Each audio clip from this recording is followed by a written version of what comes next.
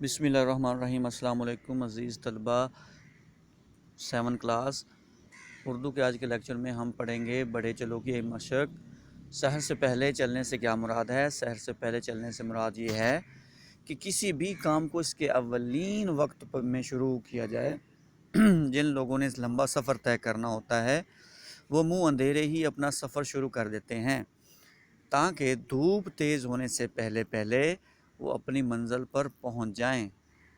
یہاں شاعر زندگی گزارنے کے لیے شروع ہی سے محنت کرنے کی تلقین کر رہا ہے۔ اگلا سوال ہے، راہ کے کڑی ہونے کا کیا مطلب ہے؟ راہ کے کڑی ہونے کا مطلب یہ ہے کہ زندگی کا راستہ بہت دشوار ہے، اسے محنت اور حوصلے سے طے کرنا چاہیے۔ نیکسٹ کویشچن ہے، اگر انسان کوئی کام شروع کرنے سے پہلے ہچکچاتا رہے تو اس کا نتیجہ کیا نکلتا ہے؟ جواب دیکھیں، انسان اگر کوئی کام کرنے سے پہلے ہی اپنے دل میں یہ خیال لے آئے کہ میں یہ کام نہیں کر سکوں گا تو وہ ناکام ہی رہتا ہے۔ کامیابی کے لیے یقین کامل سے کام لینا ضروری ہے۔ کام کے وقت کن باتوں کی طرف توجہ دینی چاہیے؟ اگلا سوال، کام کے وقت ذہن میں کام مکمل کرنے کی لگن ہونی چاہیے۔ یہ سوچنا چاہیے کہ ہم کس طرح اس کام کو بہتر طریقے سے پایہ تکمیل تک پہنچا سکتے ہیں۔ اس نظم کے ذریعے شاعر ہمیں کیا پیغام دے رہا ہے؟ شاعر ہمیں مسلسل محنت، جدوجہد اور لگن سے کام کرنے کا پیغام دے رہا ہے۔ دی گئی مثالوں کے مطابق نامکمل مصروں کو مکمل کیجیے۔ کالم الف اور کالم بے دیا گیا ہے، کالم جیم جو ہے وہ درست جواب ہے۔ سحر سے پہلے چل پڑو، تھکن کا نام بھی نہ لو، بس اب قدم بڑھاؤ تم، ذرا نہ ڈگمگاؤ تم، ذرا سمجھ سے کام لو، ملول و مضطرب نہ ہو۔ تیسرا سوال ہے، خالی جگہوں میں نظم کے مطابق لفظ لکھائیں۔ اٹھو اٹھو اٹھو اٹھو، جیم والا آپشن درست ہے۔ دوسرا جو ہے، خدا سے لو تم لگاؤ، ملول و مضطرب نہ ہو۔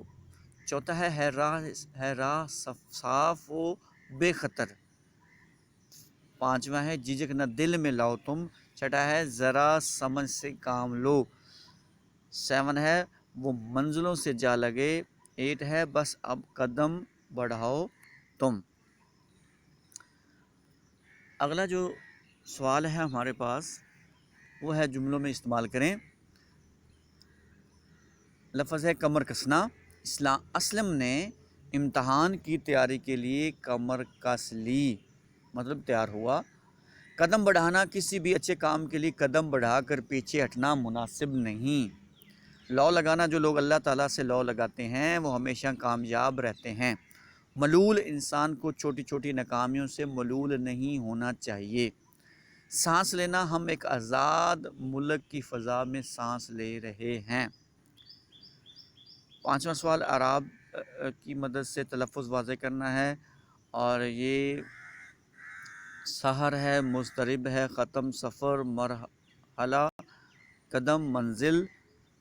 اور اگلا سوال جو ہے متضاد لکھنے والا ہے، سحر، شام، بے خطر، پر خطر، بعد پہلے، سمجھ نہ سمجھ، اٹھو بیٹھو، آگے پیچھے، ختم اور شروع۔ تو یہاں تک بیٹا آپ نے اس کی مکمل ایکسرسائز یاد کرنی ہے، اور جو بک ورک ہے وہ بک پہ لکھنا ہے، اور جو کاپی ورک ہے اس کو کاپی پہ کرنا ہے۔ تو ملتے ہیں جی نیکسٹ لیکچر میں۔ اللہ حافظ۔